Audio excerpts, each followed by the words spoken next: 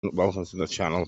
Big thank you to everyone who watches, comments, likes, shares, and subscribes. Please hit the bell notification to not miss out on any new upcoming, interesting, or exciting content. Interesting meaning you could be interested in what I'm about to say, what other people say, if they interview someone or whatever, and just anything that could potentially be interesting. That's on view and anything. Exciting meaning I could actually go somewhere that's exciting. I don't know that people find exciting, to an air show, a fair, you know what I mean, like food market where there's like all different types of food from around the world. And at the same time, I have a subject matter which I'm going to talk about. I know an area where I'm going to head, but I don't know what's around the corners in that area, which is like what happened yesterday in Bootle. Perfect example. Murder just kicked off. I don't really know what's going to be there, so I'm not rehearsed. I don't even rehearse where I'm going. I just know I'm going these places today. I know I'll go to a meeting. I know I'll go to Brink. I know I'll go to the library. You know what I mean? But I know I'll go to the gym, which I won't film in. Like, but I will again. But I'm still not being guided to yet. And it's right. It's only right because I want. I want to keep within my mental health. And today I'm going to talk about something that in depth, which I've never spoke about, which is me. I think I've spoke a lot about my UPD and abandonment issues and that, like within and throughout videos, but I like to speak about my psychosis. So sorry if the video is a bit lengthy. I'll try and get it done in a relative amount of time without brushing over things. Which is strange. Like my psychosis started through trauma, is which I'm told of a psychologist, because I experienced trauma, not through family, as a very young age, through racism, being beat, getting called names, and a very horrible thing happened to me when I was 5. I was molested, and my family, I've never spoken about that to my family, so if they watch this now, they're going to be like, what the fuck's he talking about? And that's as far as I'm willing to go with that at the minute. My psychologist is happy with that, and therapist. As that's the first time, even now, I've said it in meetings, I've never spoken about. That's as far as I'm willing to go with that. But that's probably where the two voices stem from. Now, I can't remember ever hearing these voices in my life, and maybe subconsciously I've blocked them out. I don't know, because I have created them. But there've been two voices, and they've been with me since I was 7 or 8. It didn't start off like constant. Maybe they'd speak every now and then. Like, I didn't really believe what I was hearing. I was only a kid. So I just always used to think it was someone in the house or someone on the phone or something like that. You know what I mean? There was no computers about or FaceTime or anything like that. So I couldn't have thought that. No one was using PlayStations, and I was fucking Master Systems, Mega Drive, Super Nintendos and that. Like, the voices that I was in, there's no way they were coming from these machines. So, but I fobbed it off because I was a kid and I was being a kid. I'd say for 3-4 years they weren't really that prevalent, and then as I got older, to about 11, 12, like when you start going to secondary school, they hit me like a ton of bricks. It was ruthless, like, and I shit myself. I was terrified. I blocked it and masked it really well, like really, really well. People used to say to me, "What have you just said?" Because I'd answer them back. I didn't say nothing, lads, or I'd go, I was just fucking thinking of whatever. I'm thinking, do I need that? And they go, oh, sounds. But really, I was answering the voice back. But people would see me like look up to me right, because they always come in on the right side. And they go, what are you looking at? Because I'd be like looking to me right, like they're there. And I go, fucking nothing, like, it's just in the world of my home, or whatever I'd say to that effect at the time as a child. I don't know what I'd say, but something to that effect. The therapy changed when I was like 12. Then they got really, really bad, to the point where they were telling me to, like, remember one time I was with my cousin and my mate, and this was just before secondary school. I was standing on like a little shed thing, like at a garage though, the garage on Scotty actually, and there was a car with a glass sunroof. And I remember this specifically, and the voice said, jump through that sunroof. And without hesitation, I did. I just jumped off through the sunroof. I landed in the driver's seat, scatty, with like my hands on the gear stick, like I was ready to drive. It was fucking weird. Like, opened the door, the car alarm went off for about 2 seconds. And we all ran and thought it was funny. And why did you do that? That's funny, isn't it? But really, I was fucking shitting myself. Like, why have I just reacted to that? You know what I mean? It's like I felt like I'm being pushed.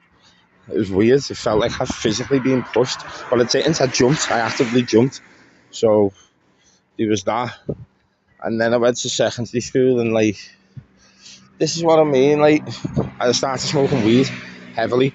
But the reason I started smoking weed heavily is because I know people say you get psychosis off weed, but I'll be deadly serious. When I smoke weed, even in an older age, they calm them right down. You couldn't hear them as loud. It always has. I wouldn't just say that. I'm not trying to promote weed. I'm smoking anyway. But it's the truth. Like, that's why I got latched onto weed so much. That's why I smoke weed in the massive amount of weed that I smoked, because that was the only thing I knew to calm the voices down. Problem was is when I admitted to mental health, I wouldn't admit to the voices, and they kept saying to me, "Are you sure there's nothing else you want to say?" For years they were saying this. I said, "Nah, this is it, that's it. You have to diagnose me." And they're like, "No, nothing else is going on in your head, you're not hearing anything." They always used to say to me, I go, no, I don't hear nothing, stop asking me, don't get all defensive about it. And then I said, "Listen, I need help." And they wouldn't help. They were giving me therapy, and I was like, "I need medication because you get it at 16. And I'd heard about it and people being alright with it and being on it when they were fucking young, like throughout a young age, for having like different things. I didn't know what they had, but I heard they had medication to calm them down. And because I was a drug user and an addict, I didn't know this at the time, but I just wanted a quick fix. Well, I suppose any kid would, but it was never going to be a quick fix. They told me, "We will not medicate you till you stop smoking weed." I was like, "What?" Like, even if you can do a week, I couldn't do fucking half an hour.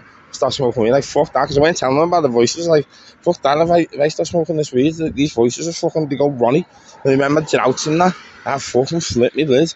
Voices are telling me fucking, kill yourself, go and fucking beat this one, smash that car up, and all that. And sometimes I'd do it, and it was just a very strange and surreal experience. And then I was getting older and going to college and uni and that, and I was still blocking it out with weed. And I had many bad suicide attempts, but two of them were really bad, like really bad, to the point where they put me into hospital for the first time for a year.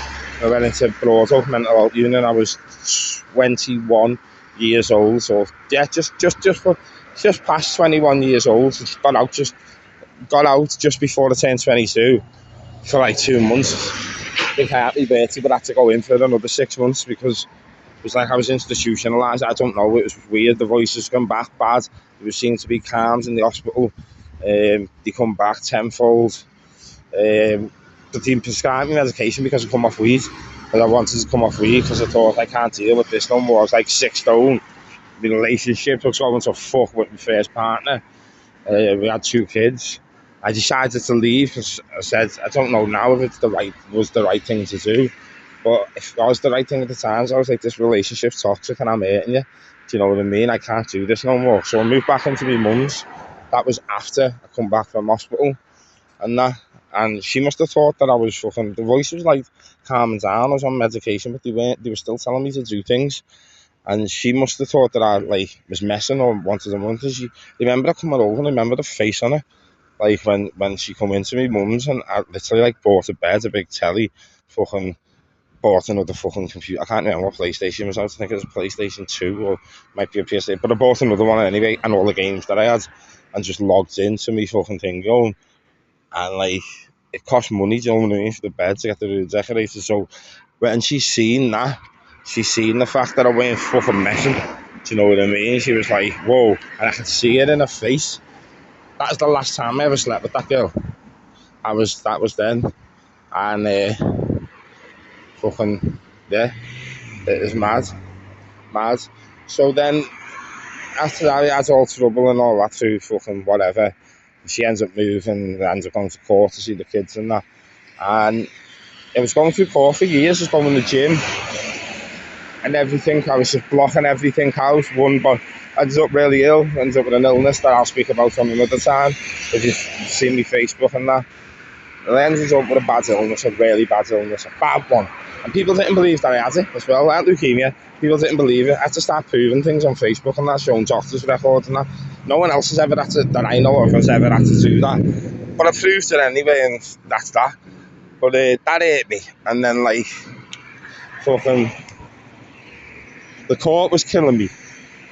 And then I ended up with another relationship, another one, and like, I shouldn't have, I weren't ready for any of these things, but I just wanted connection, just longed for connection, you know what I mean? Now I know I've got to stay away from relationships.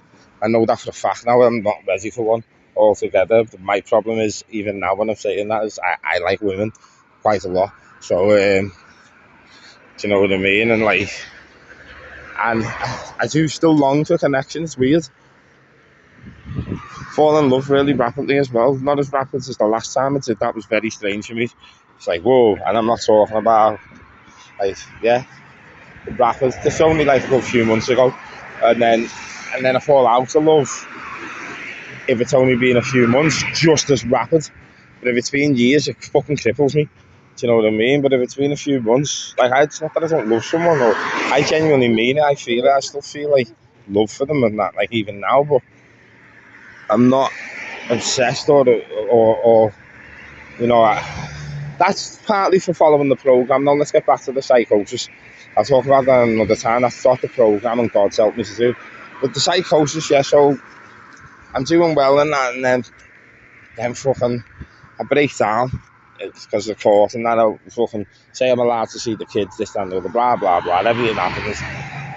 And went to shit again. My ma goes to court, blah, blah, blah. I didn't actually do anything. It just stopped. And so I had to go to say, why has it stopped? I've done nothing wrong. And like, all this, that, and the other. And this is many, many years ago to be first relationship. Many years ago.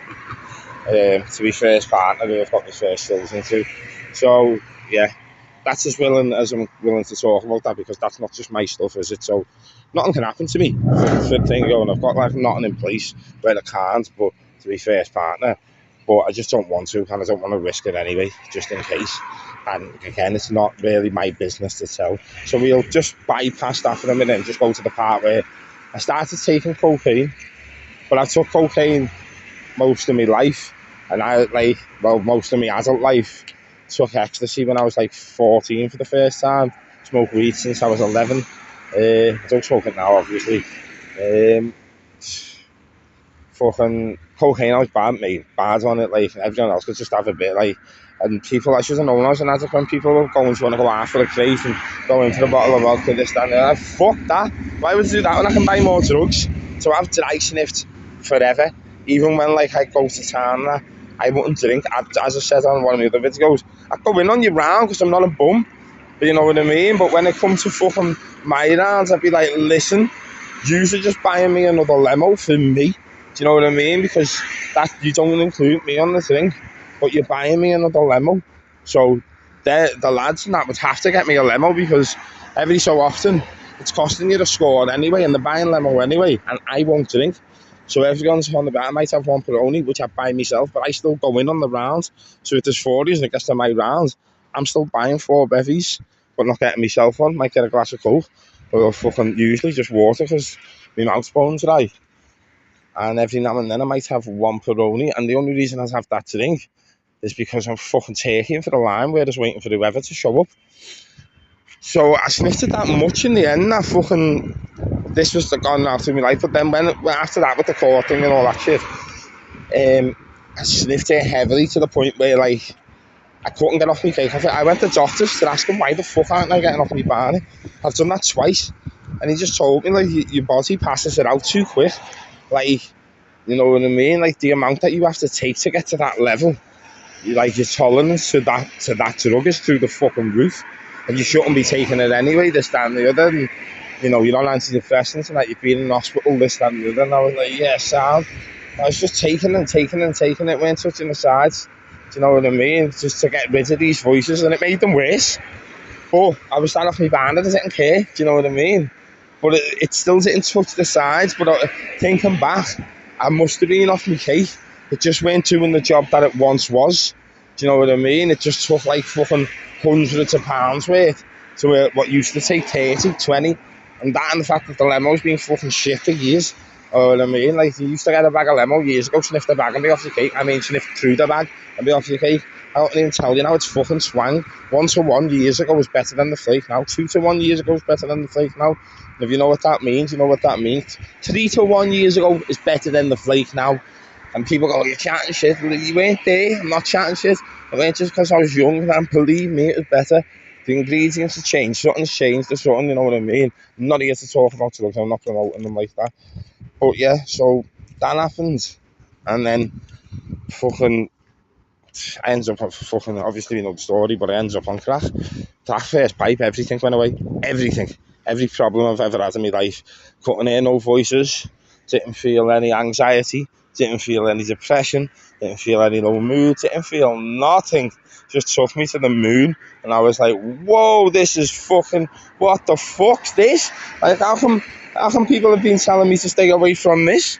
Like, what are they talking about? This is great. You know what I mean? And then, like I've said before, for a year. One sec, let me cut this out. I feel like I was going to get the bus and go that way. I just realised that. No, it's because it's this stuff I'm talking about. It's bringing other things up, which I'm alright with, but, and I'll speak about them on another time, but it is bringing certain events in my life up that's making me feel a bit uneasy.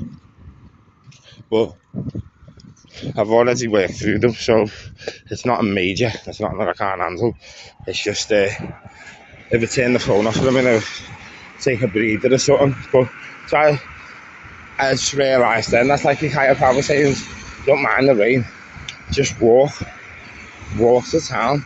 It's cardio, and yeah, so I want to walk instead of getting the bus. It allows me to finish this. Where was we up to? Yeah, so crack. And then, like, not only does it take it away for the day that I smoked it, the next day I still didn't hear nothing, and I still felt great because I had the idea in my mind that I was going to do it again. So I was just obsessing. I realised that now, that the reason why I weren't fucked like the way it usually was and hearing the voices, even though I weren't like smoking it, is because from the second I had it, all I could do was obsess about it. And I'd have it like once a month for like, I'd say 9 months, used to say, yeah. I used to think everyone's doing this fucking wrong. You know what I mean? Still going to the gym every day. And I smoke crack in the night and like go to the gym and then come back and smoke crack. But it'd be like once a month. Then it went to once every 2 weeks, as we know. Once a week. Like twice a week to every fucking day. Now, every day destroyed me. You all know the story about the crack. My psychosis didn't kick in badly with the crack. The voices was just there, but the crack really did. They were there, but I just didn't give a fuck. I just wanted crack. I was just like, I didn't care. It was worse than the weed. The weed, like, quieting them. Like, they still tell me to do bad things, but they're quieting them. And then I ended up fucking in jail. I got off the crack in jail, and that's like fucking just under 6 stone I was when I went to jail. Bear in mind, when I started smoking crack, I was 15 stone, 4 pounds. So I lost 10 stone in 14 months. I was bad. I used to own my training, and I could go to, God knows how people even stuck by me. I wouldn't buy trainees for £3 because I knew that I could get an extra fucking £7 together. I've never bought 5 bits as well, like, well, I did in the end, but at the start, because I'd have to go and get them off Scotty or something, or Lamfields, or people that, like, I knew. I knew the people anyway that I just didn't want to be out and about in it. So if you weren't coming the house to me to drop it off, I weren't buying it, but I was buying it. Do you get what I mean? Like, I'd have to send someone to get me something, then if I couldn't get it, it cost me more, and days after I have one, and you take ages because they're shipping me stuff and all this shit, which you would do anyway. We're all addicts, you know. Fucking hell, I was new to it. So yeah, so on average we just spending tenors and tenors and tenors, holding me trainees together with fucking elastic bands and that. I wouldn't buy a fucking trackie, wouldn't buy a pair of wouldn't buy socks, wouldn't buy underwear, wouldn't buy nothing. Wouldn't go out the door. Go for shopping every now and then, and like, I've seen a picture and it looked like skeletal. Like, from what it looked like I'm dead. I look like someone's got me out of the coffin. It looks like I'm stood just like I'm already dead. It's fucking horrendous. horrendous. That picture terrifying. I've never looked like that again, even on crack. I have never in my life looked like that again. It was fucking horrendous. I went to jail looking horrendous. Come out clean, looking well, not proper well like what I was, because bear in mind when someone's bodybuilding and fucking, winning shows and finishing seconds in shows and getting trophies, and you go from looking like that to 5 stone. Come out 11 stone. Well, just under 11 stone. Because I was training every day and fucking eating like fuck. Because I was like malnourished, what I'd done to myself. Weighing hard for me to put like 4 stone back on. Because naturally I should have been like 9 stone anyway. That's my natural weight, what the doctor says. A natural weight for me at my height, and that's like between 9 stone something and 10 stone something. At the most 11. Anything over I'm obese, apparently. Which I don't agree with, to be honest. No matter what, I still think that's even thin. But that's like an athlete's body. That's what I suppose he's right, because if it trains as well as that properly as 11 stone, I'd have a completely different physique. So he's probably right. It looks like a footballer's physique. So yeah, essentially he's right. But so then I relapsed. Didn't admit in jail about the voices and all that. And then fucking suicide attempt in Barclays and like in town walking. I was ready to kill myself. Like, when jumped on the phone and was like, he needs help. He's gonna die. You know what I mean? Like, he's gone in the mind. I had a psychotic breakdown. I don't even know what happened. I was in town. I just remember walking up to Barclays, being in town, and I had scored. I had money on me. Like, it's fucking nothing to do with like not getting paid and flipping. I don't know what the fuck happened. Just couldn't, like, it wasn't even like I didn't want to live that life no more. Like, the psychosis, it just fucking took over. I ended up in Windsor House at 2 o'clock that morning, a mental health unit in Liverpool. I was in there, it's like, I don't know why I'm here. You know what I mean? Like, what have I done? And they wouldn't tell me. You know what I mean? It's like, you fucking killed yourself. And I was like, what do you mean I killed myself? Like, when you took all these tablets and all that, you got brought to you by the police into the Royal. I said, I remember being in the Royal, I just thought it was because I was fucking like drunk and disorderly, but with crack. I said, I just thought I was fucking fighting or being knocked out. That's what I thought. I thought if someone sparked me out or something. Do you know what I mean? Like, there's been bottles in town and that before for nothing. Well, not for nothing, for fucking shagging some kid's birds, if I'm honest. Do you know what I mean? He just come behind me and bottled me and started fitting. And woke up. That was in this thing. That was just before I went to Windsor. So I was like putting it down to that, like, because I got epilepsy and that, thinking maybe I just fitted. And then when the police were there, and I was like, nah, I've hit someone. And then they told me, like, no, you fucking on the crack and that, and then you fucking went and bought a load of pre-cabs and this, that, and the other. And I just tried to kill myself. It wasn't even like it was clear. I either didn't know what I was doing, or I think I had a slight memory of going, oh fuck, I can't be arsed no more. And that's how quick it was. Like, I was ashamed, didn't know what recovery was. The voices again were going mental. Like, all I could hear is them screaming. They were horrible. And I mean proper horrible voices. Then I went into Windsor House and admitted to them. And they fucking put me on quetiapine. The voices started to become nicer. They switched the quetiapine to haloperidol. Now, what I know now is no one should have ever put me on haloperidol with a history of seizures. I got transferred to Broadway, Albert Ward, and I fucking hate the place. Haloperidol, won't lie, I couldn't hear a voice completely. I'm not going to lie, they were gone. Every now and then, you'd hear them. I couldn't walk, I couldn't talk, I couldn't sit down. I mean, when I say I couldn't walk, I mean I couldn't walk because I didn't fucking stop walking. I was walking in my sleep. It's called restless leg syndrome. The lower back was killing. My legs were killing. The nurse said, you're walking in your sleep, you know. I said, what do you mean? My legs are twitching. She went, no, physically walking. Like, your sheets up and down. They had to record it to show the doctor, like, that's not right, you know what I mean?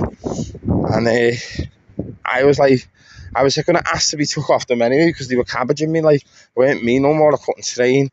Before they put me on these drugs, and you can see, like, it's on my old TikTok, like, I've got 2 TikToks, like, you can see, like, what the quetiapine were doing, the voices were getting relaxed, nicer, quiet, and starting to, like, sort of help, still being a cunt. It was weird, never experienced that, it was proper weird, they've always just been nasty. And then just had a pill till they went away, so I was like, whoa, yeah, this is well better, because obviously the symptoms, the bad ones, the side effects didn't kick in for a week. So the pills, I was like, when he asked me after 3 days, you want to go back and get typing or stick with this? I was like, fucking stick with this. Because for the first 3-4 days, I was like, this is fucking brilliant. I don't need a voice altogether. I'm fixed. Because, oh yeah, Windsor House, I told them. The reason why I told them in Windsor House is because at the first day in my life, I was like, I need to get honest with my mental health and tell them that I tell them that I've told them everything and I haven't. And I went, I hear voices, and they were like, yeah, we know. I was like, what do you mean you know? Like, it's on all the files. I was like, I've never admitted to it. I said, yeah, no, we can't do nothing unless you admit to it. Do you know what I mean? Like, because we can't fucking, it's different when you're speaking about depression and that. But if you clearly say, no, I don't have delusions, I don't hear nothing. I haven't got delusions of grandeur, I don't hear voices. The only voice I hear in my head is my own, and that's normal, as most people do. You know what I mean? It's not telling me to do things and that, it's just the normal things, like what's with me tea tonight. And we can't do a fucking thing, except it shows up on you, like, if you have epilepsy. Like, even the surgeons and the neurologist team and that are like, yeah, this brain function is working like he has psychosis. But unless he might, you know, rare cases, people don't have psychosis and brain function works like that. So if he won't admit to it and he's admitting to everything else, he mustn't have. You know what I mean? But I did. I just fucking mastered it. So anyway, yeah, sorry to jump back. Fucking nice sounds, I won't admit to it. Getting on with my life. That alopecia was fucking great until it wasn't. Like crack. And it died, basically. You're not meant to take it if you have seizures altogether. It can kill you. It can bring on a massive seizure. And now it's basically a depot in fucking pill form. But it was even on a low dose, far too strong for me. Because, like, I went from fucking going to the gym every day, like, even if it is in the fucking, like, grounds of the hospital, like the outside one, because I was allowed to go out, I was colouring in, like, to help me move, speaking to psycho. I couldn't motivate myself. I was like, all I wanted to do was sleep. I couldn't sleep. I only slept because in the end I was that exhausted. I was going to the arts things and doing the groups and that you're doing in fucking in Broadoak, and I just couldn't. I remember being bone dry all the time and really needing sugar. I said, can I go to the shop at the bottom to get a Lucasade and ciggies? And they went, yeah. And the shop is a fucking 4-minute walk. Well, a 3-minute walk there, 3-minute walk back, obviously. But get me on the way down, I don't feel well. My ciggy and my Lucasade. I'm on the phone to someone, you won't have to let me go. There's a little wall outside Broadoak. And I had 4 bottles of Lucasade and I drank. I think that was the only thing I got back into Broadoak with. The amount went bone dry. That must have been my higher power. And at the time, I just realised that now. I had 4 Lucasades original. That's the one that I like. And I just fucking... It was gone in one swig, the first one. It didn't even feel no fucking indigestion or nothing. It's like, whoa, I felt like I had a sip of water. I had to crack another one. And I basically dragged myself back to Broadoak.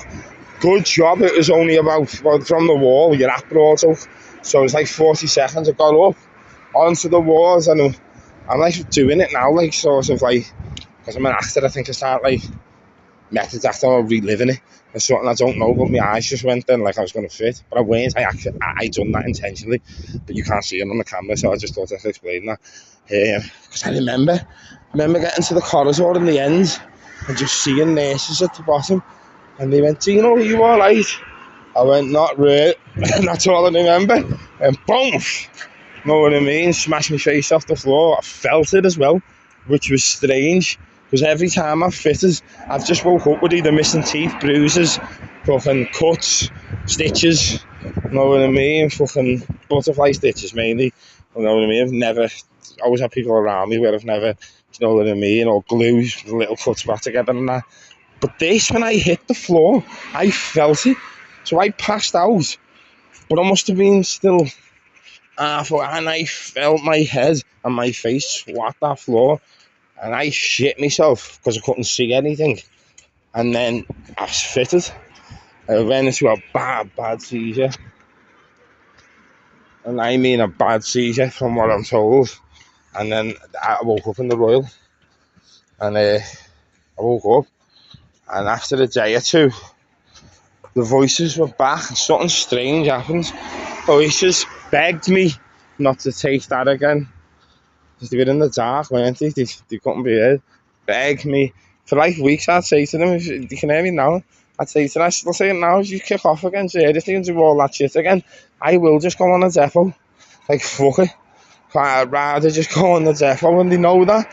Like, I'm being serious. If that's what it takes, I have to fucking just take around 1 million meds and lose brain cells, but fucking still be able to function. Because, you know, a depot works different. It's injectable, and they just offer me that. I'm just too scared of it.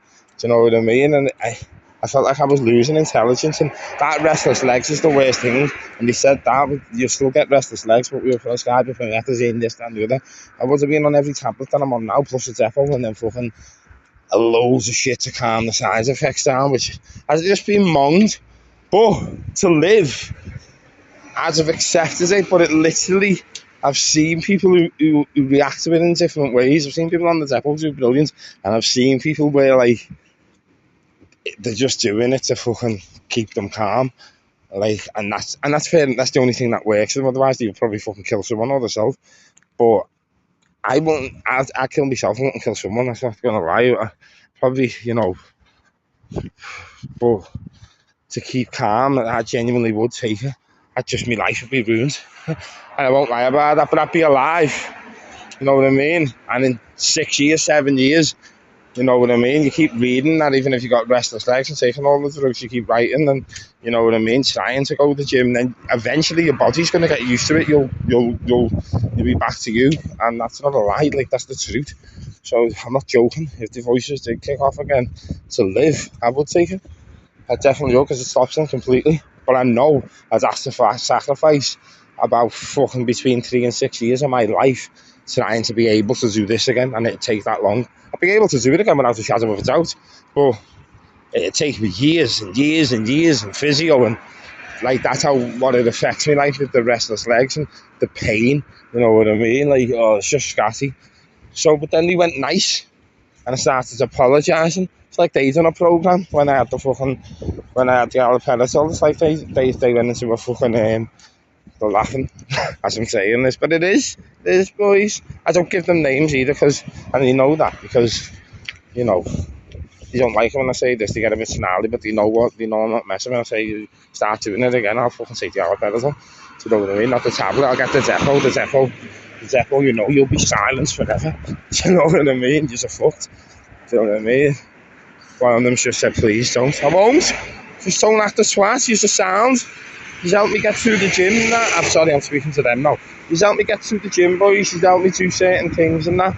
And now I know I'm not fucking mental. Do you know what I mean? So it is what it is. You tell me when I forgot things. And there's one thing that I do find strange about you. And I find just, sorry, I'll speak to the camera again. I find strange about them is sometimes you go, hey, get on in behind you with that haircut. And look behind me. And that genuinely freaks me out. It doesn't scare me. It just freaks me out. I'm like, because obviously I've spotted them, and subconsciously, or they've walked past, I haven't seen it. How the fuck did they know he's just went and sat behind me?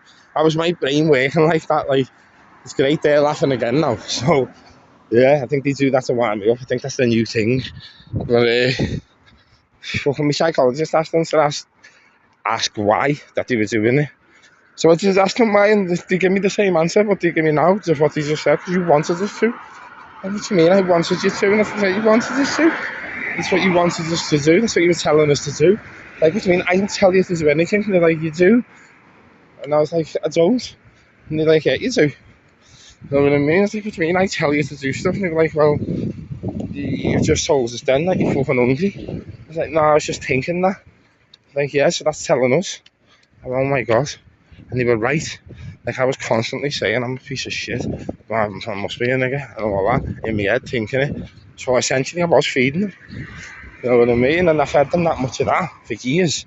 that even when I try to do it, I wouldn't reveal them or get help for them or do anything. They basically just went, well, this is what he wants.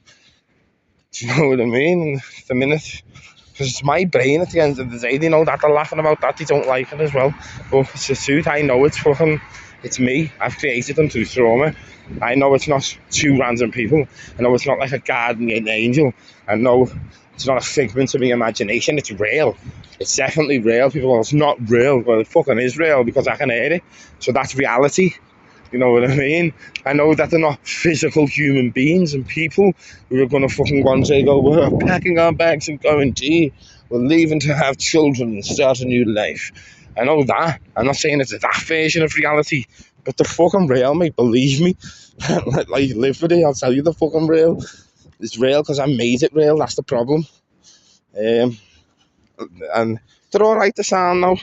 And that's I'll probably leave it there with the psychosis, like, because the other part of it's nothing to do with them. That was me with drugs, like, because I've got psychosis problems anyways. It's something to do with your brainwaves and neuroscience and all that. That's something different when I fucking have lack of sleep because the amount of drugs I've put into my system. And I already suffer with psychosis, is that thing, and complex PTSD and a UPD. When I have a lack of sleep or take certain drugs or both, combine both, or I get highly stressed and I'm in a new area or a new place, I will start thinking people are setting me up and coming to get me. But that's nothing to do with the voices that I've been suffering with trauma. That's something to do with trauma that I put myself through smoking crack, placing myself in certain situations and certain things that happened. So, yeah, that's the tale on my psychosis. And I don't have to deal with it. It's the sense, like, when people say I deal with it, hopefully you got something from that. Like, I didn't deal with it, did I? That's the point. And then when I decided to, it turns out that, like, they actually do me a favour. Like, it's mad. You help me get an extra rep in the gym and that. Sometimes you get me up and go, fucking get up, lads. You've been lying down for too long. That's the God's gonna do some nice one, boys. I keep looking to me right to do it as well. I do not like something that, because something that I have to tone down, is because I'm more comfortable with them now. I find myself having full conversations on a bus, only on a bus, and it's got to be a double decker. But if I'm on a double decker at the top, at the back, and there's two spaces in front of me, if there's all kids on it or anything, I don't. But if it's like quite empty, I'll have a full blown conversation with these voices out loud. I'm like, this isn't right.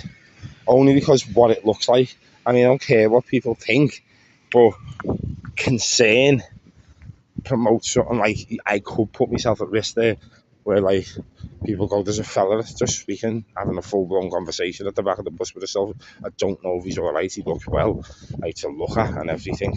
He let on and that, but I don't know. Plus, it could scare people, where they think, is he just gonna? There's loads of shit going on in the world, isn't he? Do you know what I mean? And, like, especially around Liverpool and what happens in Southport and all that, which I don't want to go into, but because of that, you know what I mean? It's like, and I have stopped it because I noticed what I was doing, because they're that real to me, and I've accepted it now. People have told me I'm not a weirdo. That it sort of backfires in that way, but for some reason, it only happens on the back of the bus. I'm not gonna lie, if the bus is empty, I'll put my earphones in as well. Do you know, if I feel like I need to do it, I'll put my headphones in so people can see me headphones and have my phone out like this or whatever, or in front of me like I'm on a call, and I'll still talk. Should I feel the need to talk back to them, because sometimes they really do help me. So there's that part of it, but all learning experiences. So I'm in town now. That walk was good. It's fucking pissing down, but thanks very much for watching. I hope you got something out of that. And follow me on my social media. There's different stuff on my social media, which is not for YouTube. Like, I sing on social media, I do poetry, which I don't put on YouTube singing, I don't put on YouTube raps, I don't put on YouTube. It's a bit more personal. Well, no, YouTube's more personal, to be honest, in my life, but I mean in a more blasé way, personal. I'm not one of these people who put. I've started to now, but not like. It's more about how I'm getting through things on Facebook. I don't put stuff up like tell me life in, like, day to day, like the way people go, this not bad or this is great and all that. I don't do that. Not that I see anything wrong with that. I just don't do it. But I've noticed that, like, me things posts and then I've started getting a bit more longer when I'm explaining things and that, or putting a video up. And I just recently started putting videos up. I done it yesterday. I wrote down goals for myself to break out of my comfort zones, and I haven't got many comfort zones, to be honest. I'm like quite open-minded and that, and with acting and that you have to be, so like don't really get embarrassed about shit apart from like trauma. I mean, like, but singing terrifies me. Now it doesn't anymore. I have no fear of anything, but it's still nerve-wracking for me to sing if I'm not in character. And poetry, I love poetry, but reading out my own poems is like, that's nerve-wracking to me. I don't mind it on a stage in front of an audience, but just on a camera, I don't know why it is, but it is. Rapping and that, like turning my poems into raps, it's not nerve-wracking, it just makes me feel like a divvy.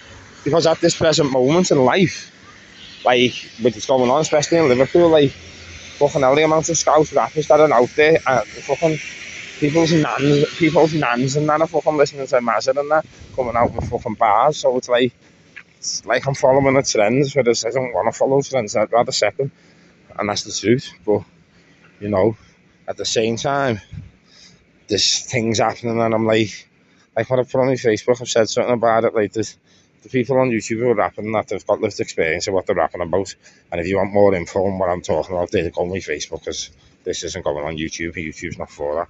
But thanks very much for watching. Please like, share, subscribe, leave a comment, give me some feedback, let me know if you're suffering, or if it's, you know what I mean, if you're connected with anyone or they haven't or whatever. Hit the bell notification to not miss out on any new upcoming interesting or exciting content. And as I explained at the start of my video, what I mean by that, what I entail, I won't have to go on to it again. I say at the end of all my videos now, because it's the fucking truth, like, thanks for your time. Time is valuable, man. You don't get it back. You know what I mean? It's more precious than money, more precious than gold, because you don't get it back. You know what I mean? Money comes in one hand, goes out one hand, comes back in the other. Same as gold. Gold's essentially money, isn't it? It's tangible. You buy it. Time is tangible only for the second that you hold on to it. So when you're giving me any of yours, even if it's a minute, then I say I truly respect it and truly appreciate it. I'm not just saying it to grow followers or to like go at the end of the channel, thank you. I genuinely mean it. Like, from the bottom of my heart, I mean it. Like, I couldn't be more humbled and like more respectful of the fact that anyone is watching this. Anyone, even 10 people or 20 people, and that's what people think, like, only 19 people, but the same 20 people come back at the same 10 people every time I watch the video. 10 people give me their time that they don't have to give. Do you know what I mean? So you should respect that and not just look at the numbers. And I always have, that's the one thing, no matter how much of a twat I've been, or with the YouTube or going like where I went, like I spoke about on my previous videos, that's not changed from the start. Because I know what time is to people, because I've lost a lot of my own and wasted a lot of other people's. So yeah, thank you. Hope you all have a lovely day. Hopefully the weather picks up, but maybe where you are, the weather's lovely. If it is, fucking hell, I'm jealous. But yeah, have a great day, and I'll put this together now and make another, and we'll see. I don't know if I'll make content again today. That might have been enough for me today, but I can't help myself, can I, to be honest, because it's like doing a main share, as I said. But anyway, have a lovely day, and until the next video, peace out, and hope to catch you again soon. Love you all. Peace out.